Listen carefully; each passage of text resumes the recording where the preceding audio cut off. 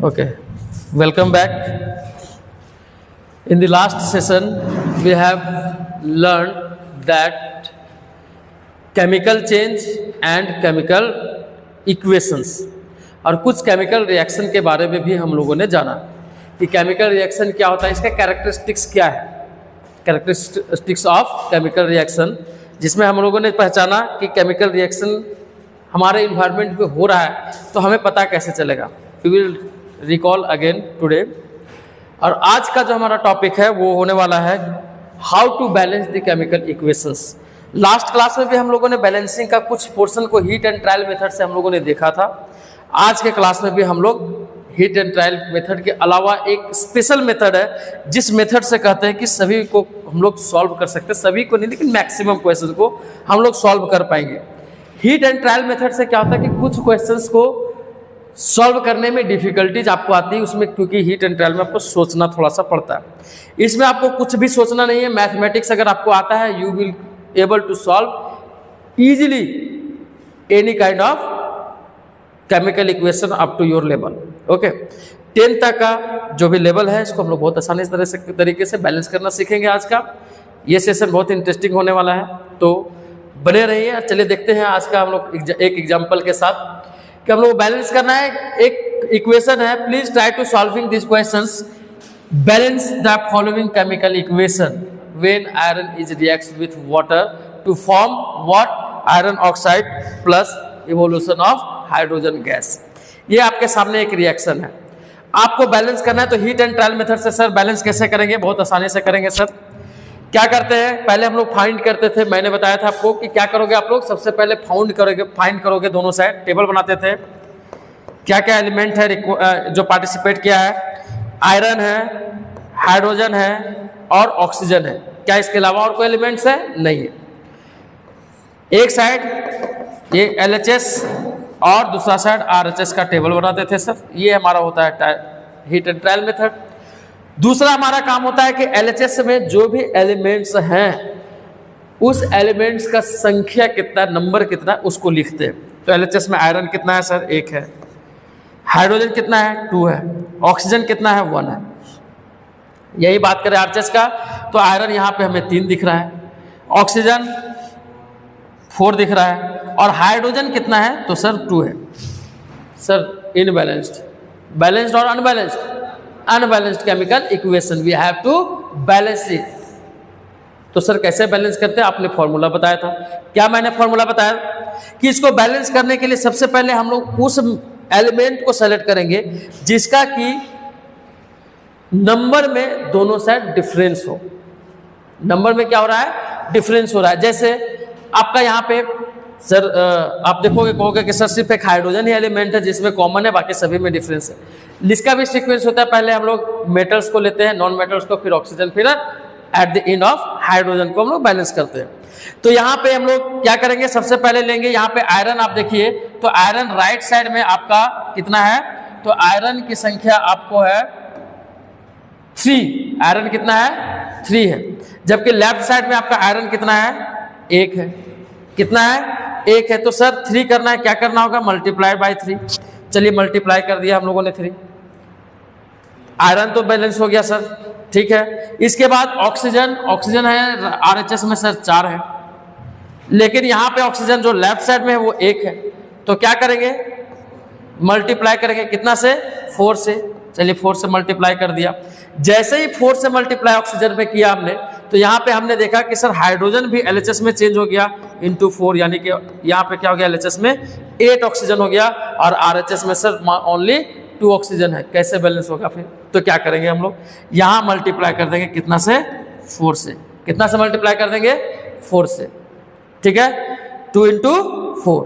तो अब देखो दोनों साइड आयरन 3 बैलेंस्ड है. अच्छा, यहाँ पे आपका हाइड्रोजन जो है वो 2 4 जा. अब यहाँ पे जब 4 से मल्टीप्लाई किया राइट साइड, तो इसमें भी 4 से मल्टीप्लाई कर देंगे. हाइड्रोजन 4 2 जा 8. देखो 4 2 जा 8. आयरन 3 है, ऑक्सीजन 4 है, ऑक्सीजन 4 है. अब हो गया आपका बैलेंस. दोनों साइड बराबर है कि नहीं है? This is called heat and trial method. बहुत आसानी से हम लोग इसको बैलेंस कर सकते हैं इस मेथड से भी। लेकिन सर कभी कभी क्या होता है, कुछ क्वेश्चंस ऐसे मिलते हैं जहाँ पे डिफिकल्टी लेवल बढ़ता है, तो उस समय हम लोग सोचना पड़ता है कि क्या कोड डिफरेंट है, कैसे करें नहीं करें। तो ये भी सोचने का समस्या खत्म नहीं, ज़्यादा आपको सोचना है। उसके लिए क्या करना है, हम लोग क्या करते हैं, इसके कोएफिशिएंट्स में कुछ मान लेते हैं। क्या मान लेते हैं सर, इसका कोएफिशिएंट हम लोग माने, इसका कोएफिशिएंट हम लोगों ने माना a, इसका कोएफिशिएंट को माना b, इसका कोएफिशिएंट को माना c और इसका कोएफिशिएंट को मान लिया d। यहाँ तो कोई दिक्कत। अब क्या करेंगे, चूंकि बैलेंस केमिकल इक्वेशन करना है हम लोग, मान लिया अब ये इक्वेशन क्या हो गया, बैलेंस हो गया। तो बैलेंस हो गया, इसका मतलब number of iron left side में, number of iron right side में क्या होना चाहिए, इक्वल होना चाहिए।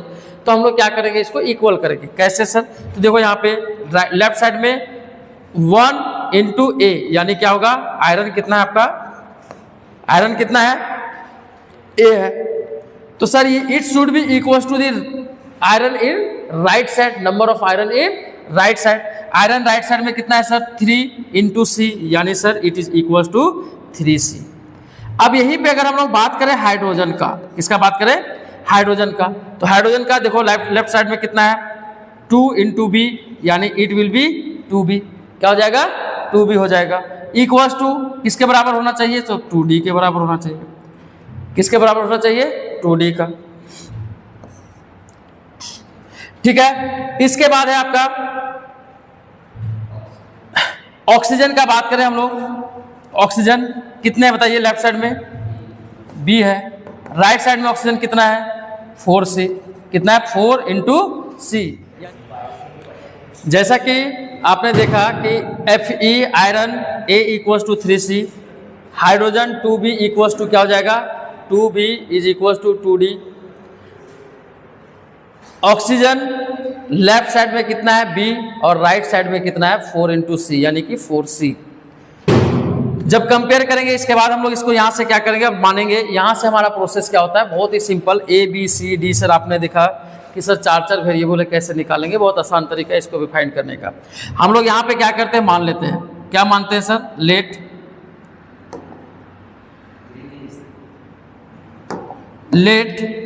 What, let a is equal to 1।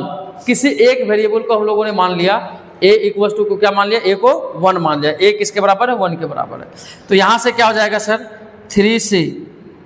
3c is equal to 1, यानी कि c इज इक्वल टू क्या हो जाएगा, c इज इक्वल टू हो जाएगा कितना बताओ,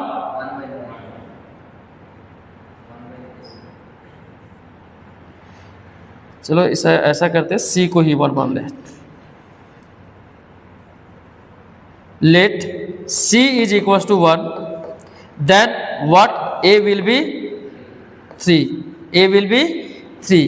अब a जब हमारा 3 हो गया, और c 1 हो गया। अब इसमें अगर हम लोग वैल्यू रख देते हैं c का, तो b का वैल्यू कितना हो जाएगा बताओ, 4 इंटू 1, यानी कि 4। तो आप देखो a b c का वैल्यू मिल गया हमें। तो यहाँ से देखो तो d का वैल्यू कितना हो जाएगा, कटेगा तो क्या हो जाएगा, b इक्वल टू d है, यानी कि d का वैल्यू किसके बराबर होगा, b के बराबर। b कितना है, 4 है। b कितना है, 4 है। अब चलिए जो वैल्यू हमारा a b c आया इसमें पुट कर दो। तो हमारा इक्वेशन क्या था, Fe plus H2O formed Fe3O4 plus H2 gas. Okay, यही था हमारा। A का, इसका कोएफिशिएंट A था आयरन का, A कितना आया, 3 आया। सर B कितना आया, तो B कितना आया, 4 आ गया। C कितना आया, तो 1 है सर, 1 है ना। और D का वैल्यू कितना है, फिर 4। अब आप इसको चेक करिए कि क्या आपका इक्वेशन बैलेंस है या नहीं। चलिए चेक करो, लेट्स चेक आपका इक्वेशन बैलेंस है या नहीं है। आई होप कि इक्वेशन आपका बैलेंस दिख रहा हो। यहाँ पे आयरन कितना है, 3 है, इधर भी आयरन कितना है, 3 है।